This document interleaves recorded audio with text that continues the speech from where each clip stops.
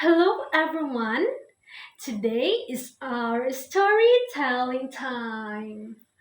Are you ready for a story? Okay, that's good to hear. Our story for today is all about the land and water formation of our place, Villa Teresita and Ubay Bohol. Okay, let's start. Once upon a time, there was a quiet land where no people live yet. The land was wide and gentle, and the soil was rich and good for plants. Because of this, many animals live there. Birds in the sky, carabaos rested on the land, and ducks played near the water. So, niadtong unang panahon kuno, naay usa ka lugar nga wapay napuyo bisan usa ka tawo. Ang kadtong lugar is dakua nga kayutaan. Then, ang kanang yuta nila is very tambok, tamnan for plants. So, daghanang mga animals ang nagpuyo dadtong lugar tungod sa kanindot danang dapita. Clean water flowed nearby.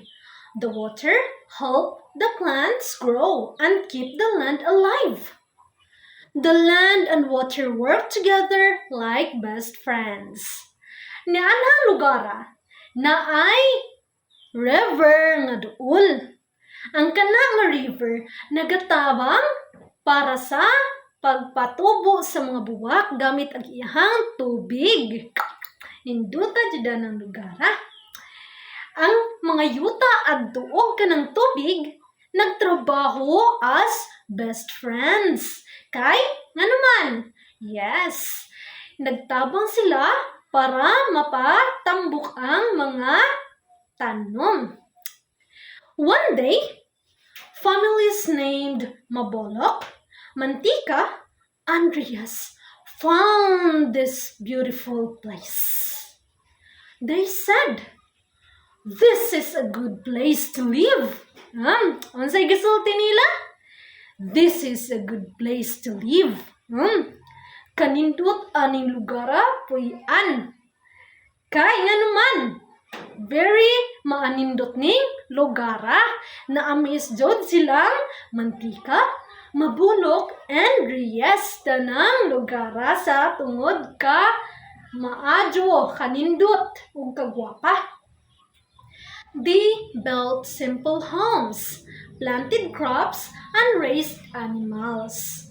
The soil helped their plants grow, and the water helped their farms. Adto na sila namuyo o nagtukod sila og mga simple nga bay. Nagtanom sila og mga tanom bisag unsa. Then nagbuhi sila og mga animals. One settler had a daughter named Teresita. Again, kinsay anak sa usa ka settler? Yes, Teresita, who had already passed away. To remember her, they named the place Villa Teresita. So, ang isa sa settler, naay anak nga namayapa na. Ang ngan is Teresita. Maunang, nakadecide sila nga ang lugar nga ilang nakita, ilahang gipuy-an na, nganlan og Teresita. As time passed by, more families came and lived there. Sa nagkadugay, daghan ng mga tao ang nakadiscover danang lugara kay tungod sa kanindot. Ug nangdong sila sa Villa Teresita ug adto na sad namuyo. From a land of animals, Villa Teresita became a caring community, blessed by its land and water. And that is our story is all about for today. Did you understood our lesson? Oh, very good. Any questions? Oh, okay. So that's all for today. Thank you. Bye.